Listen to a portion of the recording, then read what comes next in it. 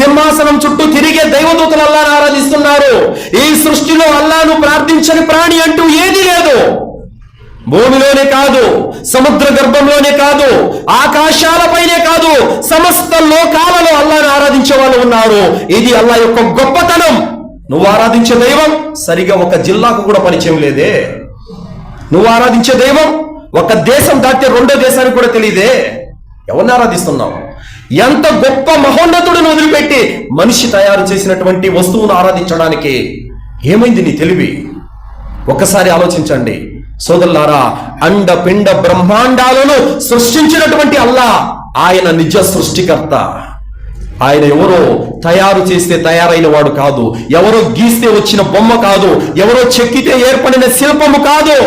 ఎవరైనా సమస్త లోకాలకు యజమాని, సమస్త లోకాలను సృష్టించినటువంటి సృష్టికర్త.